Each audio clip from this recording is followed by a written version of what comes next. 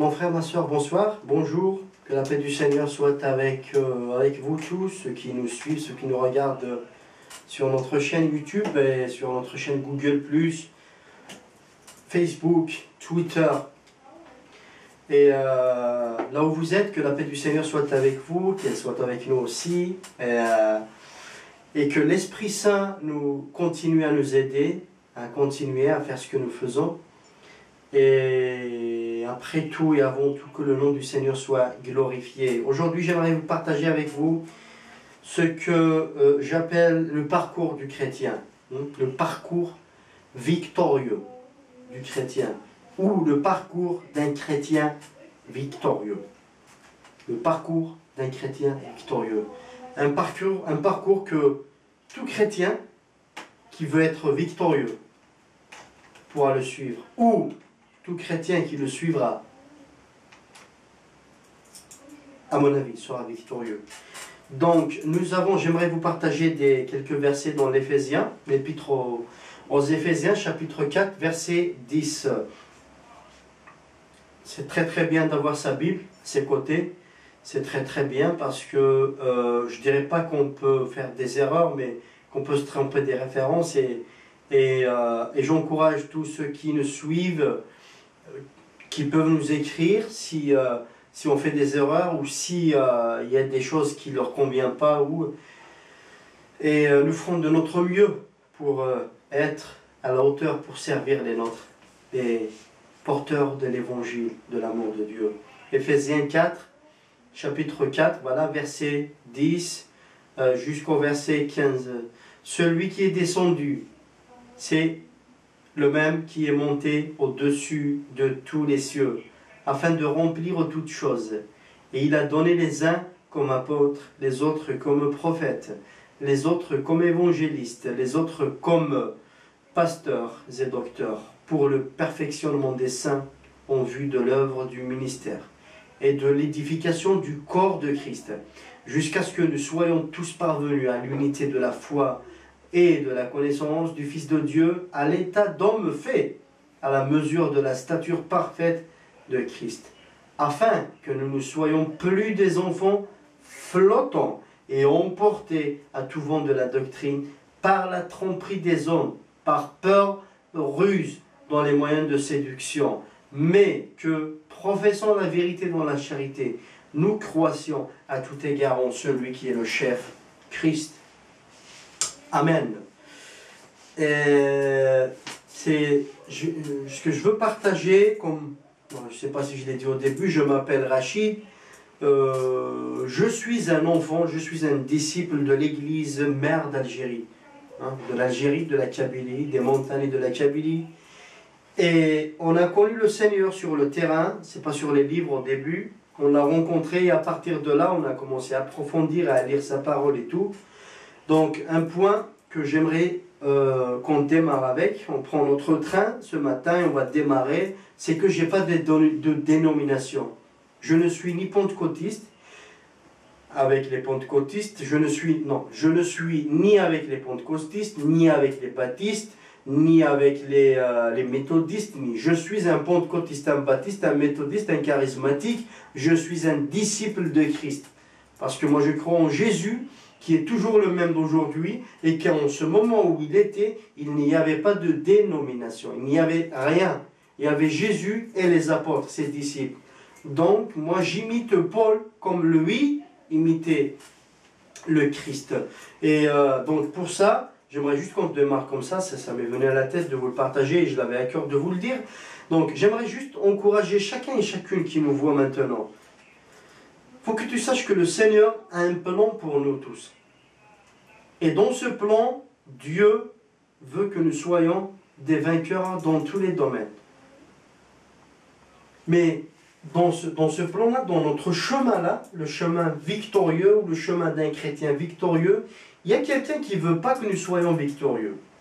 Il y a quelqu'un qui ne veut pas que nous atteignions là, ou que nous atteindrons le but final, ou comme celui qui court, un athlète. Satan ne veut pas que tu y arrives.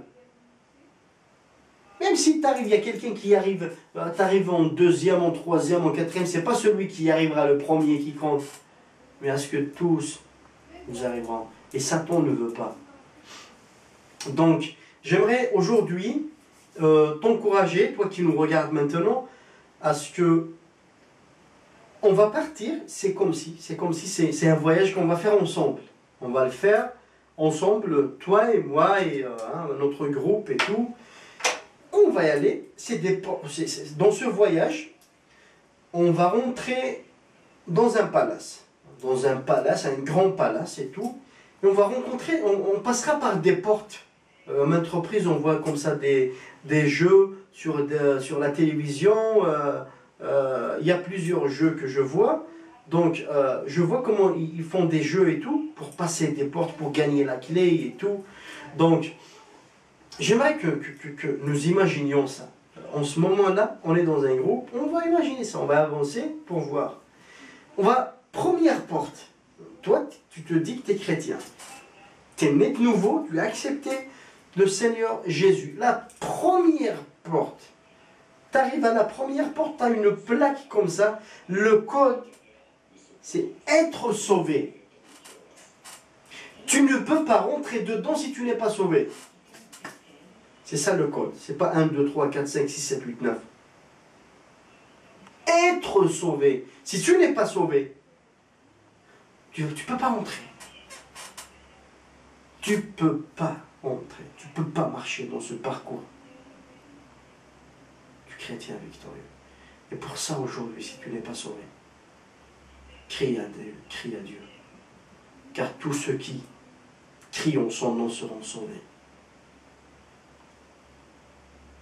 Tous ceux qui proclament le nom de Jésus seront sauvés. Être sauvé. Nous avons des exemples dans l'Ancien Testament et dans le Nouveau Testament. L'Ancien Testament, toujours, à maintes reprises, à chaque fois que le peuple de Dieu s'éloigne de Dieu, le cri du Seigneur, revenez vers moi. Si mon peuple se repent, il revient vers moi. L'appel de Dieu. Si mon peuple se repent, il revient vers moi, je le bénirai. Le message de Jésus-Christ. Le premier message de Jésus-Christ. Matthieu 4. L'évangile selon Matthieu 4, verset 17. Dès ce moment, Jésus commença à prêcher et à dire, repentez-vous, car le royaume des cieux est proche. Dans Marc 1, verset 12. Aussitôt, l'Esprit poussa Jésus dans le désert, où il passa 40 jours tenté par Satan. Il était avec des bêtes sauvages, et les anges le servaient. Après que Jean été livré, Jésus allant dans la Galilée, prêchant l'évangile de Dieu, il disait, verset 15, « Le temps est accompli, et le royaume de Dieu est proche, repentez-vous et croyez en la bonne nouvelle. » La première porte, c'est le salut de ton âme et de mon âme. Si tu acceptes ça, on va ouvrir la porte, on va avancer. On rentrera dedans. Si tu n'acceptes pas, nous on rentre et toi tu restes derrière. Chose que nous ne voulons pas, parce que nous voulons tous y aller ensemble. Le deuxième appel ou la deuxième porte dans le chemin du vainqueur, d'un chrétien vainqueur, c'est un appel à la responsabilité. Parce que maintes reprises on croit, on est sauvé. Beaucoup, on les voit dans nos églises.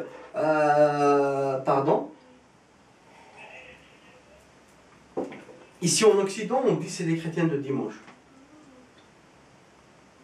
Ils viennent que pour le dimanche à l'église. Ils croient que c'est ça l'appel. Dieu ne nous a pas appelés pour réchauffer les bancs.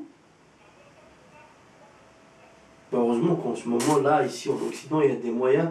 Tu as de l'air conditionné, tu as des chauffages, tu as des radiateurs et tout, tu es chaud. Et le banc n'a pas besoin que tu le chauffes. C'est une responsabilité. Mais la responsabilité, quand on parle de la responsabilité, beaucoup pensent que la responsabilité, c'est d'être responsable des autres. Oui, mais dans la responsabilité, moi je vois qu'il y a une double responsabilité. Être responsable de soi-même, Responsable de toi-même. Dans la lecture de la parole, dans la prière, dans des moments d'adoration, et de passer un moment avec le Père. Ce que faisait Jésus, à maintes reprises, à plusieurs fois, la Bible nous dit qu'il se levait tôt pour aller à la montagne, pour passer des moments de prière. Ou la Bible nous dit qu'il passait toute la nuit dans la prière. Dès son enfance, dès son jeune âge, enfin dès son enfance, par rapport à la responsabilité. Dans Luc 2, dans le verset 41, c'était quand il se perd dans le temple. Il était perdu dans le temple, il était enfant. Et Marie et Joseph le cherchaient. Qu'est-ce qu'il leur a dit? Ne savez-vous pas qu'il est temps que je m'en charge de la mission que mon Père m'a confiée? Depuis son enfance, il était responsable de lui-même, d'abord, avec son Père, avoir une relation, ce que nous avons dit tout à l'heure. Et c'était quoi sa mission? C'était quoi la tâche que le Père lui a confiée? C'était le salut des âmes. Donc la responsabilité que nous avons, c'est être responsable de moi-même et être responsable des âmes perdues. Frères et sœurs, Dieu n'a pas confié cette tâche aux anges. Il nous a confié cette tâche à nous. Allez vers les nations.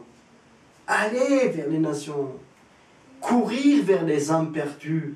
Ne pas avoir honte de l'évangile, comme l'a dit Paul, car je n'ai point honte de l'évangile. Et proclamer l'évangile, car c'est une puissance. C'est une puissance l'évangile quand tu le proclames. Parle, n'est pas. Ne te soucie pas de ce que les gens vont croire ou non. Mais parle, c'est ta responsabilité. Ouvre ta bouche et des paroles vont couler de l'Esprit Saint.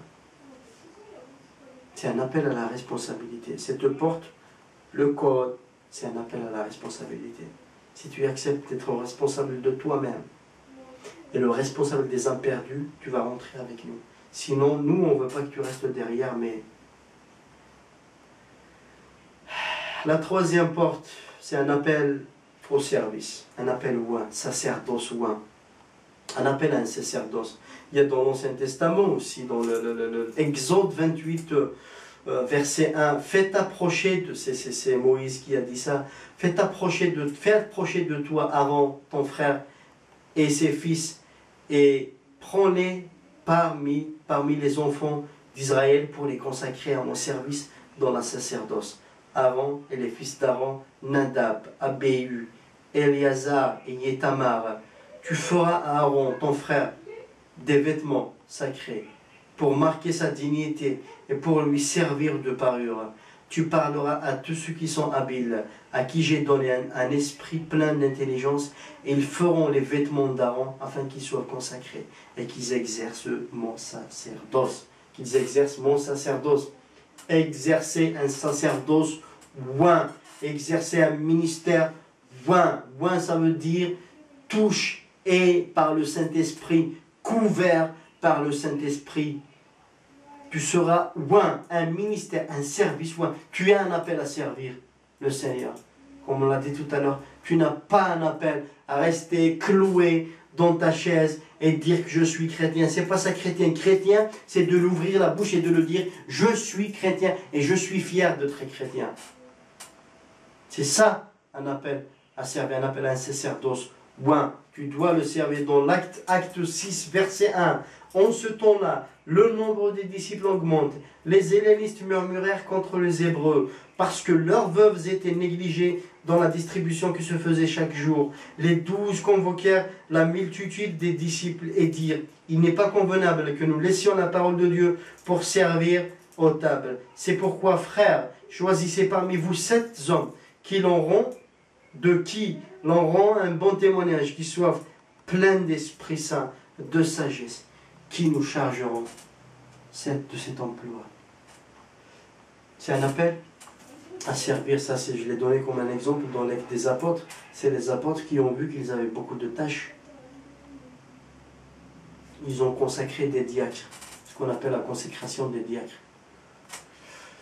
Malheureusement, je l'ai dit récemment, je ne sais pas si je l'ai dit ou sinon je le dis maintenant, on choisit les serviteurs selon des critères modernes en ce moment. Alors que nous, la parole de Dieu nous dit qu'ils soient remplis de l'Esprit Saint, sages et qui ont un bon témoignage. Remplis de l'Esprit Saint, sages et qui ont un bon témoignage. On est devant cette porte en ce moment-là, c'est la 3e porte. Si tu veux accepter, si tu acceptes pour servir le Seigneur, tu le serviras. Si tu n'acceptes pas, je suis désolé. Donc, un appel, la 4e porte, le 4e code. Nous avons un appel à la tentation. Être tenté. Pourquoi? Parce que Jésus a été tenté. Et si Jésus a été tenté, pourquoi il a été tenté? Il a été tenté pour nous. Parce qu'il a eu la victoire en sa tentation. Et s'il a eu la victoire en sa tentation, c'est pour que nous ayons la victoire à travers et par sa victoire. La tentation dans ce monde. Je me souviens, un frère, dont je me rappelle en ce moment, et je vous demande, ceux qui nous suivent, de prier pour lui. C'est quelqu'un que j'aime beaucoup, qui passe des moments difficiles en ce moment. Il m'a dit qu'avant, il était lié par rapport à l'alcool. Il ne pouvait plus s'en empêcher. Et je profite de l'occasion de dire aux frères et sœurs, s'il vous plaît, faisons attention à ce lien. Je ne vous dis pas, je ne vais pas vous faire un enseignement sur l'alcool, mais faisons attention. C'est un esprit très très dangereux, l'alcool. Faisons attention à cet esprit. Il est très très très dangereux. Et c'est un esprit qui enseigne, malheureusement, il enseigne même les chrétiens. Donc il m'a dit, ce frère, il m'a dit qu'il avait choisi, il avait raconté comme ça dans une église où j'étais, il avait dit qu'il avait choisi, il s'est dit, aujourd'hui je ne vais plus boire. Je ne dis pas par rapport à ne pas boire, mais c'est que lui, parce que tellement il était lié à l'alcool, il s'est dit, oh, il ne va plus boire. Comme ça, il va s'en sortir et tout.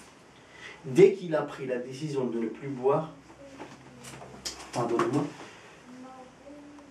il sort dehors, il rencontre un ami, c'est chez nous, à ce moment il faisait chaud, et cet ami avait pris une barquette de bière, comme ça, vous voyez là, l'humidité contre la barquette de bière est sortie du frigo, là, c'était humide là, on est comme ça. Il lui a fait une barquette de bière, et il lui a dit, hein, allez, hein, on y va, on va, hein, il fait chaud, on va... En Kabyle, on dit on remplit nos têtes.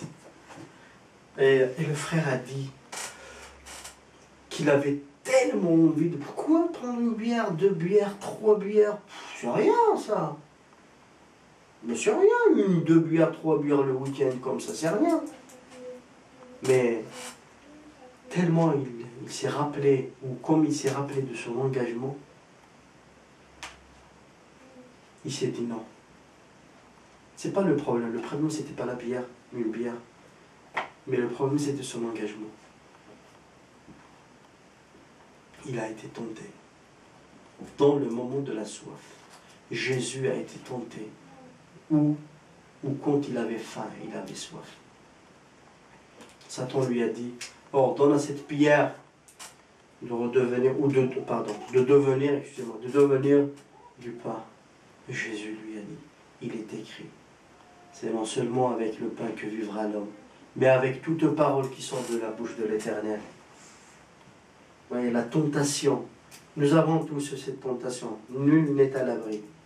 Il n'y a que la grâce de Dieu qui nous sauvera, qui nous aidera à continuer le bon chemin. Donc, nous avons cette porte, la porte de la tentation. Si tu acceptes, tu continueras ton chemin, sinon tu resteras là. Et c'est une chose que nous ne voulons pas. Nous ne voulons pas que tu restes là. Un 5e appel, c'est ce que j'appelle moi l'appel très très sensible, très très délicat. C'est un appel à un ministère loin et éprouvé. Et où la souffrance, tout souffrira. C'est très délicat, c'est très... à maintes reprises, nous arrivons vers la souffrance et nous arrêtons. Je me souviens une fois, un frère m'a dit, C'est très touchant, ça m'a touché. J'étais célibataire à ce moment-là, j'avais pas d'enfant. À ce moment, j'ai pas encore d'enfant. Et je prie pour ça, priez-moi. Priez que Dieu nous dirige et tout pour ça. Mais il m'a dit, on partageait, c'est un ancien de l'église, de mon église, et c'est par rapport à ce que quand Dieu a demandé à Abraham de lui offrir son fils unique. Et c'était très, il me dit Rachid, mais je ne sais pas ce que tu as compris ou ce que tu as touché à ça, mais c'est difficile. Hein? Dieu te demande ton enfant, il me dit que si Dieu me demande mon enfant, je ne vais pas le lui donner. Hein? Je ne peux pas. Hein? Moi, je rigolais, hein? Je l'ai pris pour de l'humour et tout, mais petit à petit que je grandis et je mûris, je commence à comprendre ça et c'est très difficile. C'est très difficile, hein? On accepte tout, mais on ne touche pas à nos chairs. On ne touche pas à nos chairs. La souffrance. C'est pas facile, la souffrance. Mais est-ce qu'on est meilleur que Jésus sur la croix? Et pourtant, nous, on a un avantage de Jésus. Sa victoire sur la souffrance nous a donné un réconfort, un rafraîchissement, un atout sur la souffrance. Jean 16, verset 33. Dans le monde, je vous ai dit tout cela, afin que vous ne soyez pas agités. Dans le monde, vous aurez des tribulations, mais n'ayez crainte, j'ai vaincu le monde. Parce que nous, au nom de Jésus, on peut surmonter, on peut vaincre cette souffrance, on peut tenir dans cette souffrance. Est-ce que tu es prêt, tu es prête à la souffrance? Pour Jésus. Est-ce que tu es prête, toi qui es étudiante, hein, ou que tu travailles, ou je sais pas moi, ou tu es étudiant, à ce que tes copains et copines, quand tu arrives à la fac, dès que tu arrives à côté d'eux, ils vont changer de sujet. Ou ils vont faire, ils vont commencer pour te passer un message. Ou toi, je parle pas seulement pour les étudiants, pour tout le monde. Pour qu'on t'abandonne. Ça, c'est de la souffrance. Parce qu'à maintes reprises, nous pensons, on en reparlera de ça une autre fois, par la grâce de Dieu, que la souffrance est physique seulement. Non. Il y a de la souffrance psychologique. Tu vas y aller, moi je l'ai vécu ça, je pars pour faire un extrait de naissance, et comme je suis chrétien, on me dit, il n'y a pas les documents aujourd'hui. Ou je pars acheter du café ou du lait, des sacs en lait, on me dit, il n'y en a plus. Alors que je vois d'autres, ils achètent. Ça aussi c'est une persécution, ça aussi c'est une souffrance. Est-ce qu'on est prêt pour ça? Tout en sachant que souffrir pour Jésus est un privilège. Et grâce aussi. C'est une grâce. Étienne, quand ils l'ont tué avec des pierres, quand ils lui ont jeté des pierres, qu'est-ce qu'il a dit au moment où il allait mourir? Son esprit allait sortir. Je vois le Fils de l'homme qui s'est levé à la droite du Père. Le Fils de Dieu, pardonnez-moi. Il a vu le Fils de Dieu qui s'est levé à la droite du Père. Alors que dans d'autres épîtres, en citant aux Hébreux, il est dit que Jésus s'est mis à la droite du Père, il est assis à la droite du Père. Alors que Étienne, il l'a vu debout pendant la souffrance. Jésus, le roi des rois, se lève pour toi et pour moi. C'est un appel dans le chemin du chrétien victorieux. Si tu acceptes ça, nous allons avancer, sinon nous avancerons. Et c'est triste que tu restes devant cette porte. Un appel à la souffrance. Une vie d'abondance, un appel à une vie d'abondance où tu porteras beaucoup de fruits. Ça, c'est ce qu'on appelle la pré-logique, hein, ou l'avant-récompense. L'avant-récompense, c'est-à-dire, dès que tu acceptes à servir le Seigneur et tout, on voit les fruits de l'Esprit qui couleront, le fruit de l'Esprit qui coulera dans ta vie. Galates 5, 22. Mais le fruit de l'Esprit, c'est l'amour, la joie, la paix, la patience, la bonté, la bénignité, la fidélité, la douceur, la tempérance. Ça, c'est une porte. Je ne vais pas tarder avec vous. La dernière étape ou la dernière porte, c'est un appel au trône. Un appel à la gloire. Un appel au repos. Un appel où tu seras récompensé par le roi des rois, le Seigneur des seigneurs.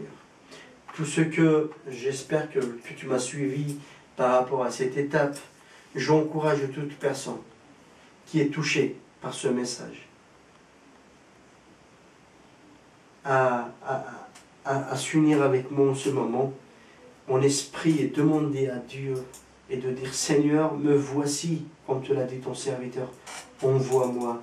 Je t'ai accepté, mais depuis le jour que je t'ai accepté, je ne bouge pas, je n'avance pas. Seigneur, remplis-moi de ton Esprit Saint. Aide-moi à avancer, aide-moi à surpasser, aide-moi à être un outil pour la gloire de ton nom. Seigneur, garde-moi, enseigne-moi tes commandements. Je veux être un outil pour l'avancement et l'épanouissement de ton royaume. Seigneur, bénis-moi, révèle-moi, Seigneur, les secrets cachés dans ta parole. Au nom de Jésus-Christ. Amen, amen, amen. Ce sont les 7 appels d'un chrétien victorieux, ou les 7 portes du chemin d'un victorieux chrétien. Je te laisse en cette méditation. Je t'encourage à continuer à prier et à nous écrire si tu as besoin, ou tu veux, ou tu as des questions. Que la paix du Seigneur soit avec toi et que Dieu soit glorifié au-dessus de tout ça. Et à une prochaine fois, par la grâce du Seigneur Jésus-Christ. Amen.